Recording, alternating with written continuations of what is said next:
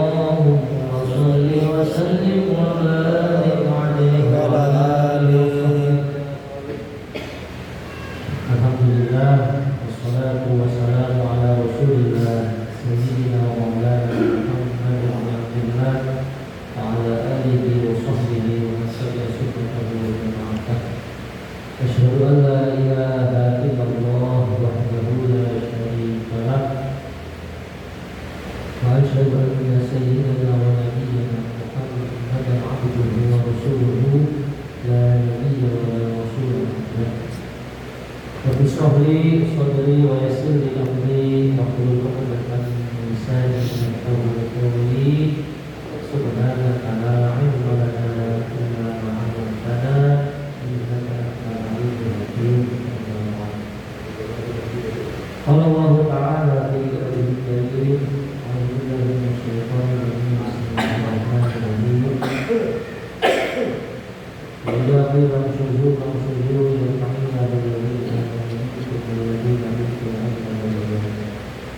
Rasulullah sallallahu alaihi wasallam Allah wa sadaqa rasulul karim wa nahnu ala dzalika minasyahirin wa syahirin alhamdulillah. Menurut al-Qaramin, para sahabat, para hujat, para masyarakat, khusus para ustaz yang adanya berkalam, para peserta, para semua ini, para penjalan, buat kita, para jemaat, dan para bapak istimewa dan para hadirin semua yang telah disebutkan, yang juga telah sama kekasih kami pada semua, semoga kita selalu dalam kesehat walafiat dan Allah Subhanahu wa taala. Alhamdulillah, puji syukur kepada Allah Subhanahu wa taala atas segala karunia rahmat dan nikmat yang Allah kepada kita, sehingga dapat menjalankan aktivitas kita sehari-hari, dari aktivitas duniawi, kerjaan kita dan yang lain-lain, dan juga aktivitas ukhrawi, ibadah kita, hubungan kita kepada Allah Subhanahu wa taala. Masuk pada malam hari ini kita kesempatan diizin oleh Allah untuk menjalankan bersilaturahim pada kesempatan ini, maka bermajelis taklim, semoga semua yang kita lakukan diridhoi oleh Allah Subhanahu wa taala. Amin ya Allah. Salawat dan salam semoga dicurahkan kepada baginda Nabi Muhammad sallallahu alaihi wasallam. Allahumma shalli wa sallim wa barik alaihi serta keluarga beliau, para sahabat, para tabi'in, kita sekaliannya, semoga kita semuanya akan mendapatkan syafaat khusus dan pertolongan agung dari baginda Nabi Muhammad sallallahu alaihi wasallam. Hadirin jemaah mushola kami yang dimuliakan dan dirahmati Allah Subhanahu wa taala. Mari kita lanjutkan pengajian kitab Shalihul Ibad, makalah yang ke-6 sampai wasyaribul khamri. Ada 10 dari umat ini yang dia menyangka masih beriman kepada Allah padahal sudah kufur. Bismillahirrahmanirrahim. Qala al-mu'allif rahimahullahu ta'ala nafa'allahu bihi wa bi barakat qulubihi fid dharain amin ya rabbal alamin. Mereka adalah yang pertama. Siapa kemarin yang pertama? Orang yang membunuh saudara sesama muslim atau kafir zimmi. Yang kedua, tukang sihir. Yang ketiga, dayus, yang tidak punya rasa cemburu. Terus yang keempat adalah yang zakat, orang yang tidak bayar zakat. Berarti selanjutnya ya kelima ini ya. Bismillahirrahmanirrahim. Wasyaribul khamri. Selanjutnya adalah orang yang menyangka masih beriman padahal dia sudah dinyatakan kafir, yaitu wasyaribul khamri, orang yang meminum khamr, pemabuk atau pecandu minuman keras. Wa fi ma'nahu, dan yang semakna adalah minuman yang bisa memabukkan.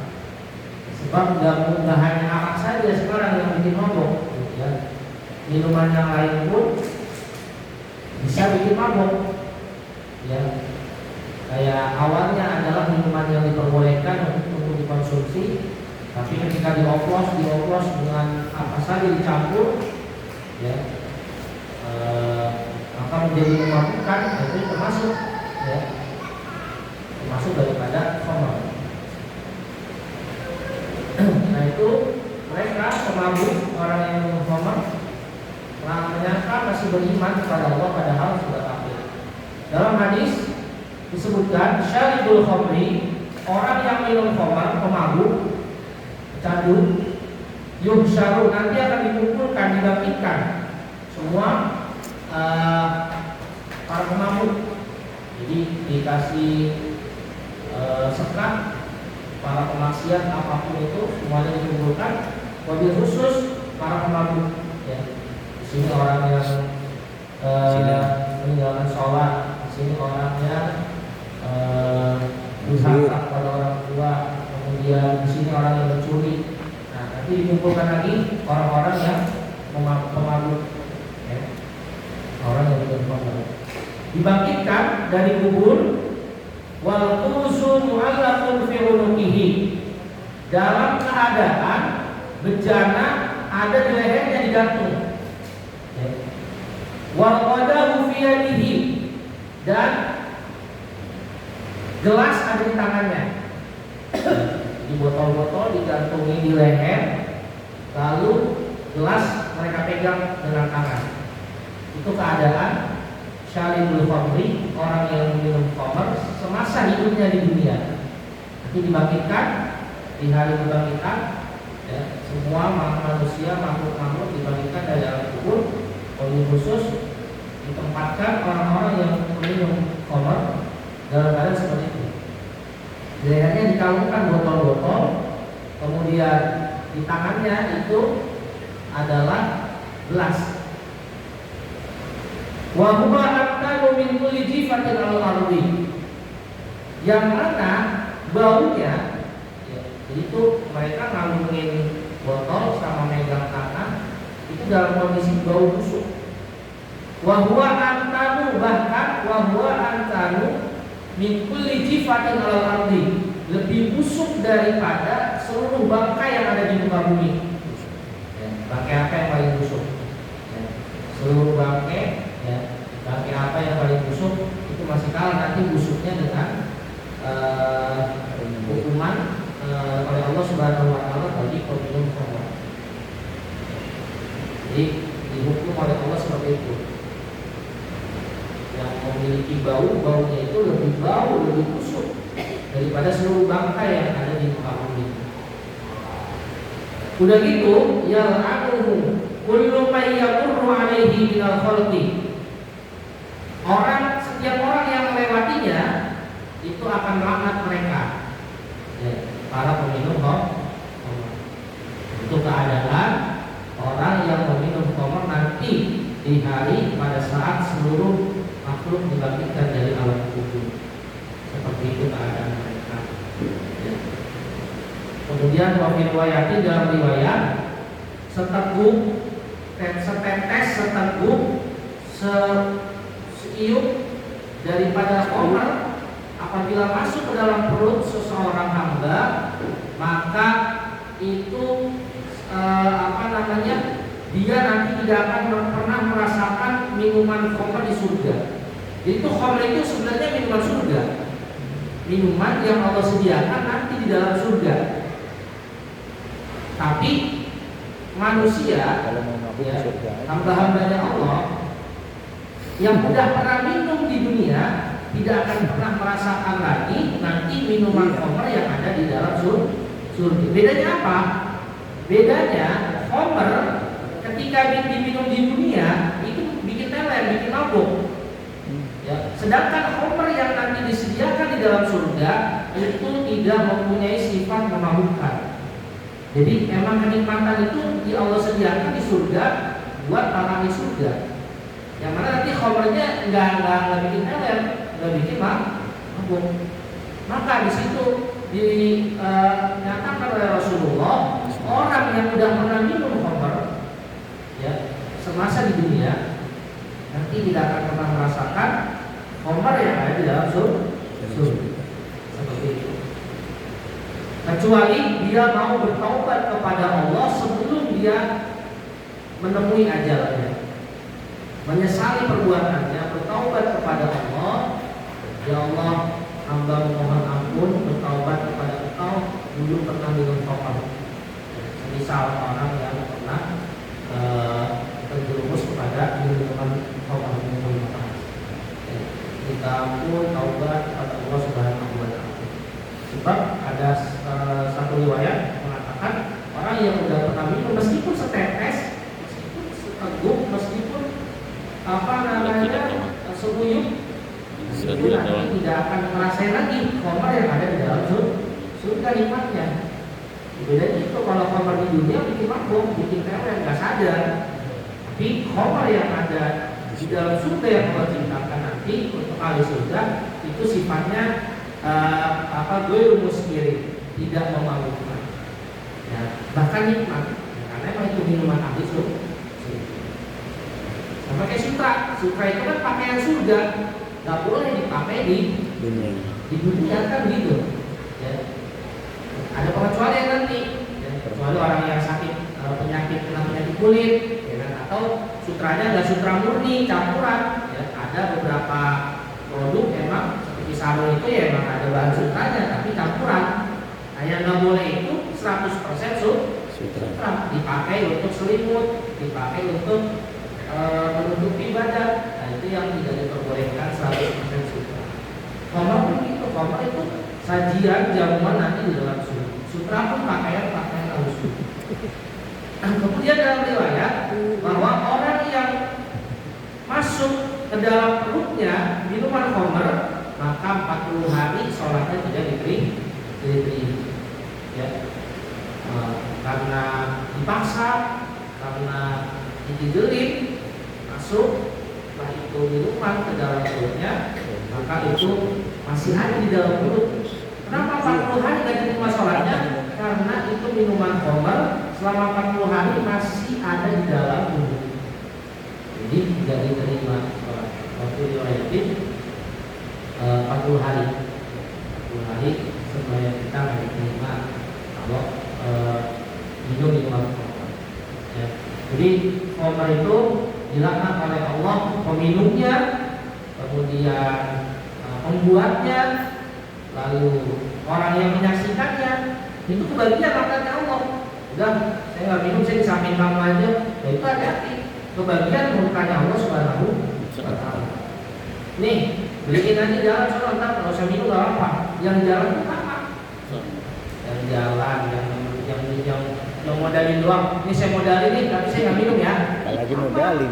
Itu sama seperti orang yang minum. Itu dihukumi sama seperti orang yang minum. Entah dia yang jalan berangkat, ya. Modal motor doang nih, saya pakai motor saya.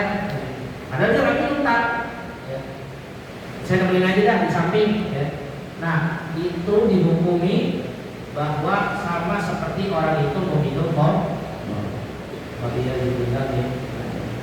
Iya, kita tetap menjaga ya, agar Allah jaga dari minuman keras, terutama yang perlu kita waspadai ya, anak-anak kita, keluarga kita, agar dijauhkan dengan taubat dari minuman. Itu. Yang kedua adalah yang kedua 6 ya, waman. Yang selanjutnya orang yang menyangka masih beriman padahal sudah kafir adalah waman wajaba alaihi hajju falam yahijja. Orang yang sudah terkena khitab untuk haji, artinya dia punya kemampuan secara ekonomi, secara finansial, secara kesehatan, semuanya udah mumpuni, udah kena kewajiban haji, falam yahijja tapi nggak mau. Artinya bicara kemampuan bisa untuk menyicil, untuk mendaftar, kemudian menyicil sampai nanti berangkat. Kemudian mampu juga dalam ongkos pulang pergi, bekal pulang pergi, terus orang yang ditinggalkan di rumah dia dikasih duitnya, tetapi dia nggak mau berangkat karena mengingkari, udahlah nggak usah haji, mungkin saya sebaya puasa. Ya, padahal secara istitoah yang disebutkan dalam Al-Quran, manis takoah, dia udah kena, udah wajib, sudah mumpuni. Ya.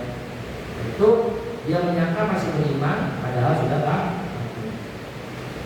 Kalau Allah Taala wa man kafara, barang siapa yang kafir, kufur, fa inna Allaha ghaniyyun 'anil 'alamin. Sungguhnya Allah itu tidak butuh kepada semesta alam. Ai wa man taraka itiqada wujubil haji fa innallaha ghaniyun anhu.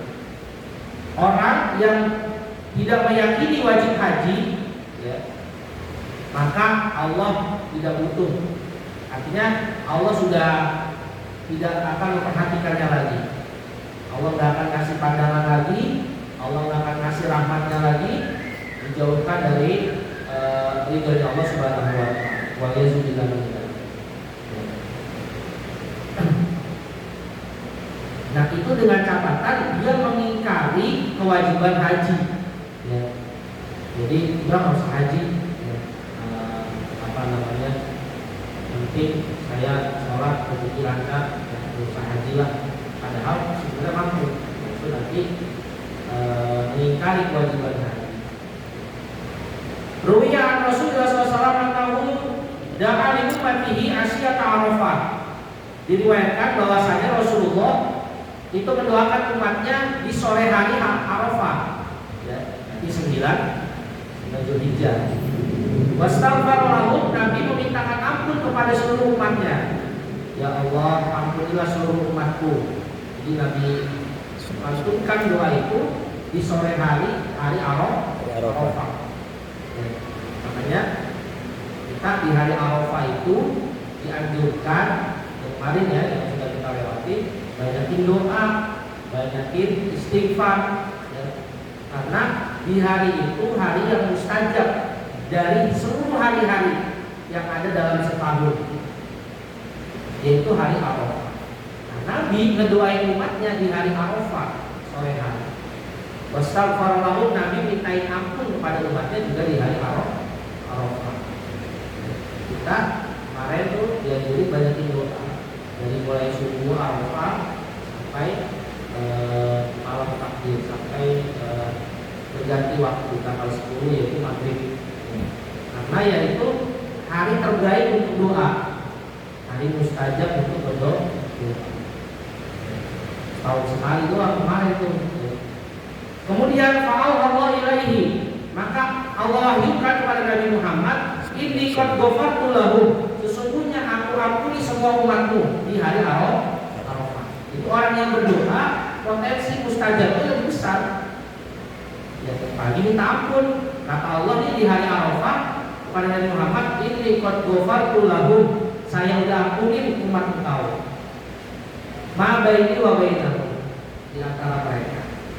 Tetapi walam aghfir lahum zulmahum ba'dhum li ba'd. Yang saya tidak ampuni siapa? Jadi di hari Arafah umat Nabi Muhammad diampuni semuanya. Tapi ada pengecualian.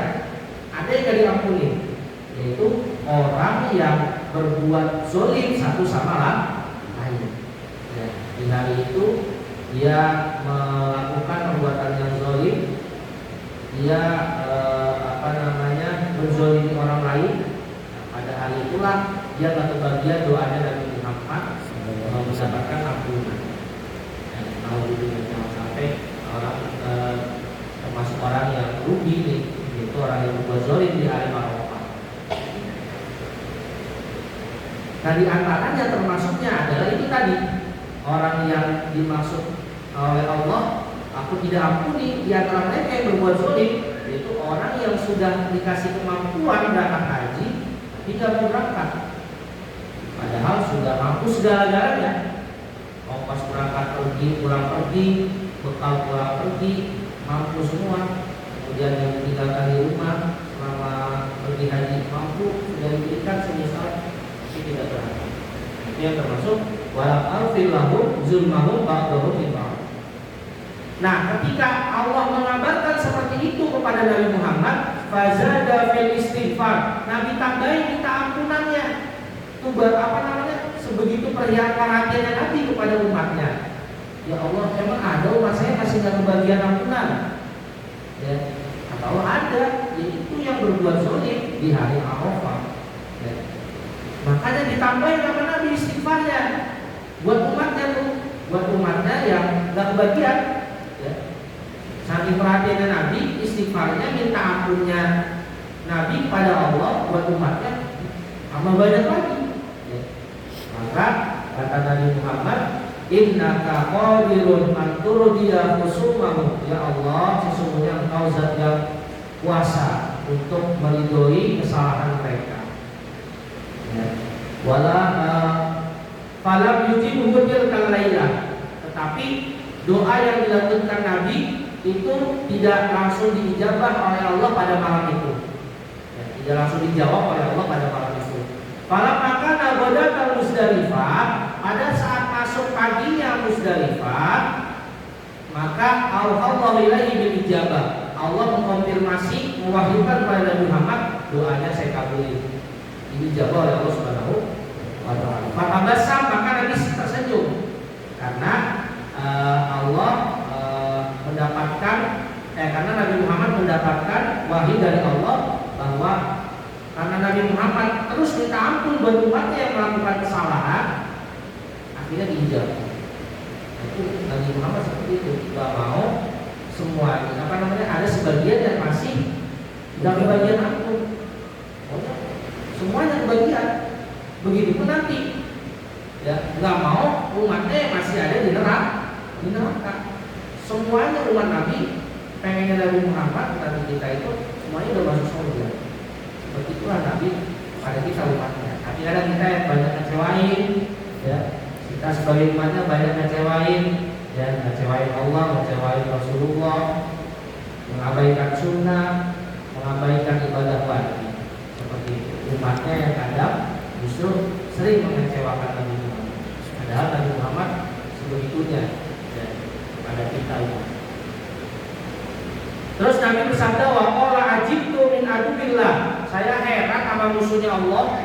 Kata Nabi Muhammad, siapa musuhnya Allah? Iblisa, yaitu iblis. Lama ajaballahu li du'ai, saat ia mendengar bahwa doa dijabah oleh Allah, maka sohabil waili wasuburi, maka itu iblis teriak. Ya. Bil waili dengan merasa celaka, wal suburi dan binasa. Dia kepanasan kalau doanya Nabi Muhammad dikabulkan oleh Allah Subhanahu wa taala. Dia senang. Di antara makhluk Allah yang dia senang ketika doanya Nabi Muhammad dikabul, yaitu ya musuhnya Allah, yaitu iblis, makhluk. Kemudian wawadu aturaba ala rasihi, ditaruh itu tanah di kepala mereka, kepala iblis. Ya, jadi frustasi ketika doanya Nabi Muhammad itu dikabul, dijabah oleh Allah Subhanahu wa taala. Begitupun kita umatnya, ketika kita berdoa, setan itu frustasi, iblis itu frustasi. Wah, keluarin senjata nih. Kan kata Nabi, ad-du'a'u silahul mu'min. Doa itu pedangnya orang beriman. Jadi orang yang lagi berdoa, Allahumma ya Allah, ya, itu di pandangan iblis itu lagi paling pedang. Makanya itu frustasi ketika orang mukmin lagi berdoa, apalagi doanya dijabah. Ya, ibarat pedang dikeluarin, diasah makin tajam, makin takut ya, makin frustasi, gitu ya. Iya. Maka ketika orang mukmin sedang berdoa, itu iblis ketakutan, khawatir, ketar-ketir. Nah, yang menjadi pertanyaan, bagaimana dengan hamba yang mau berdoa? Habis sholat, assalamualaikum, bubar, kabur. Seakan-akan dia punya hajat sama Allah, seakan-akan dia punya perlu sama Allah.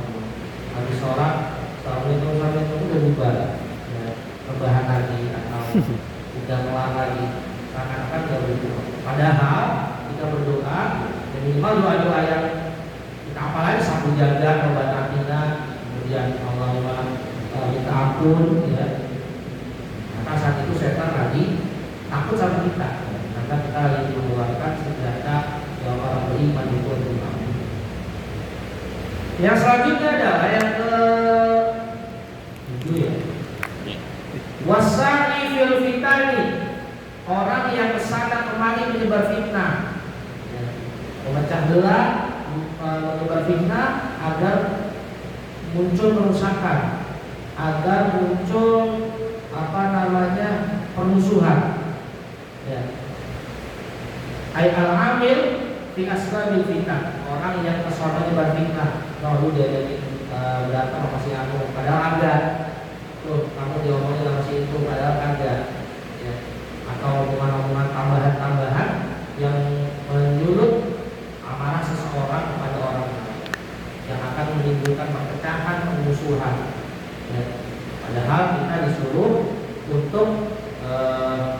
berjamaah, berkumpul. Ya. Itu bagian dari manhaj Ahlussunnah wal Jamaah. Ya, karena kita menjalankan sunnah dan sering berjamaah. Berjamaah itu ya sering ngumpul, ya, di masjid ngumpul, di musola ngumpul, berjamaah, tahlil ngumpul, ngumpul, ngaji ngumpul, itu berjamaah.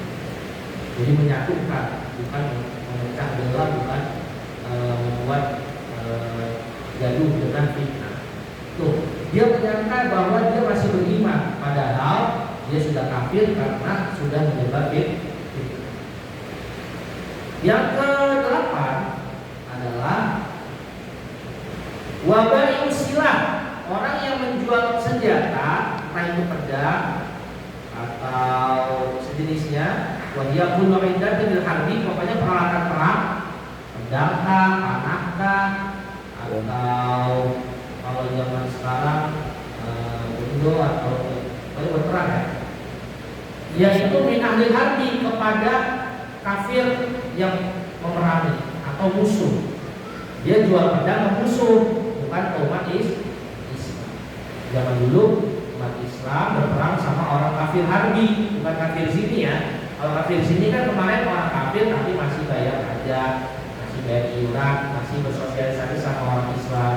Nah, kalau kafir harbi, kafir yang memerangi perang-perangan orang Islam. Nah, orang yang termasuk menyangka masih beriman padahal udah kafir adalah jual pedang, jual senjata kepada musuh, yaitu orang kafir.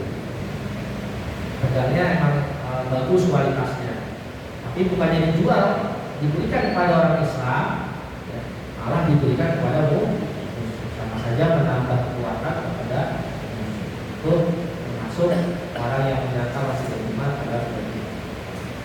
Selanjutnya wanakihul mar'ah ay azauja fi duburiha. Ini ada sedikit ya. Jadi berhubungan dengan istri, jima, tapi bukan pada jalannya, bukan lewat depan, bukan lewat kubul, tapi lewat dulu, lewat belakang. Ya, itu bukan tempatnya, itu buat BAB, ya, jangan dimasuki pedang. Ya.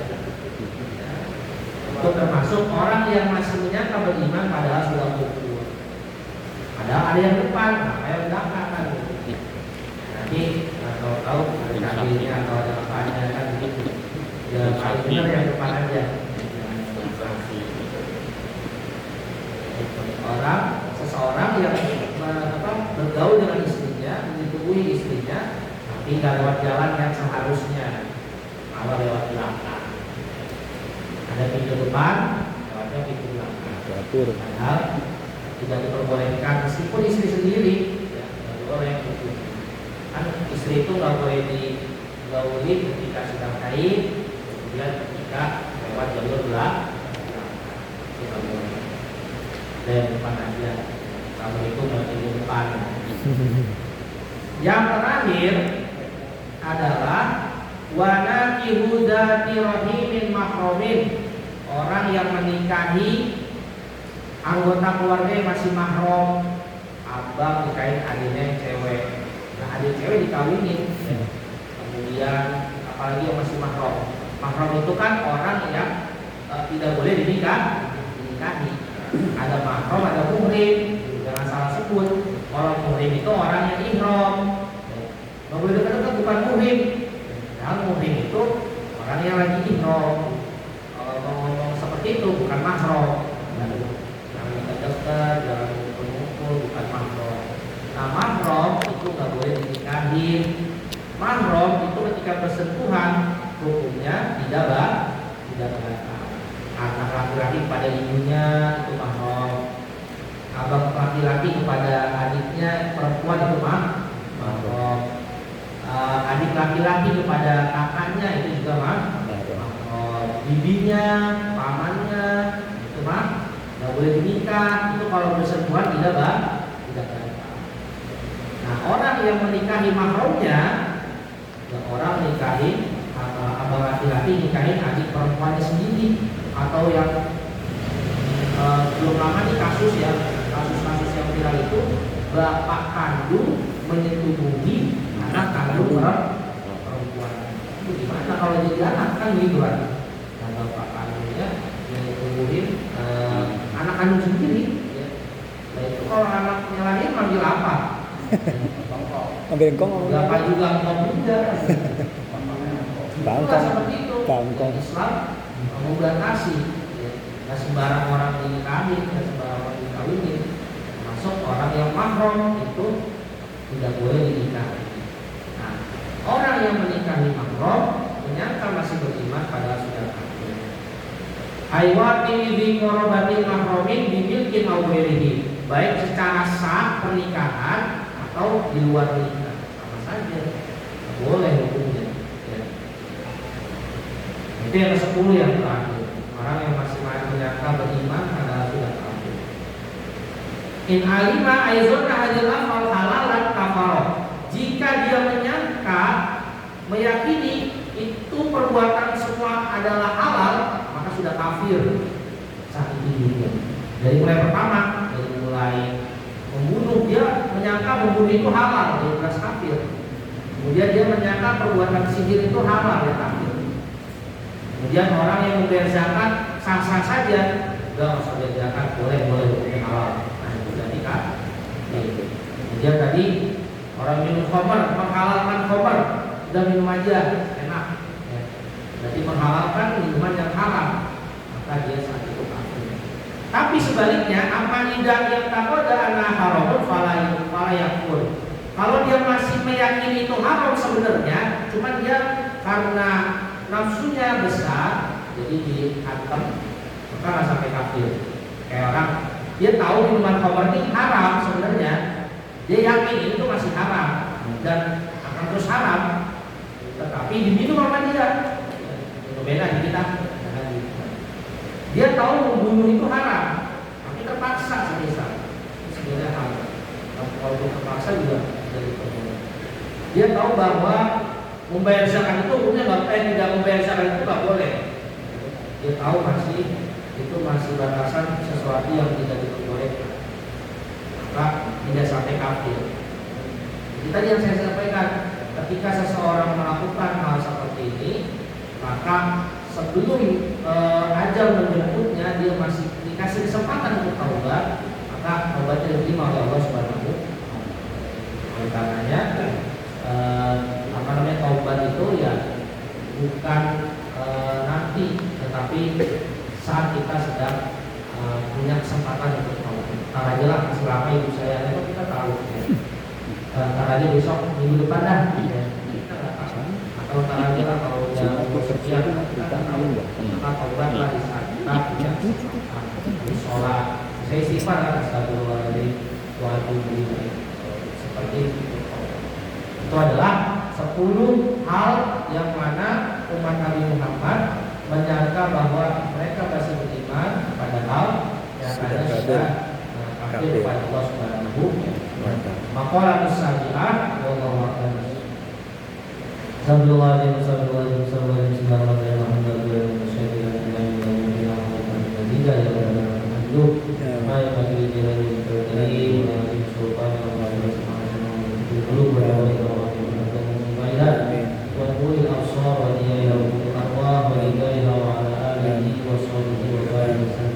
Allahumma fa'na bima 'allamtana wa 'allimna ma yanfa'una wa zidna ilma. Allahumma ta'ala ma'rifatan ilmi wa hassin akhlaqana bi ilmik wa sahhil lana abwaaba fadlika wa anshur 'alaina min khaza'in rahmatika ya arhamar. Allahumma ta'ala wa arifin wa fahimna wa nabiyina wa sallallahu alaihi wa sallam. Allahumma ta'ala rahmataka wa anshur 'alaina rahmataka wa dhakkirna ma nasina ya jalal wa ikram. Allahumma a'lam mana hada ya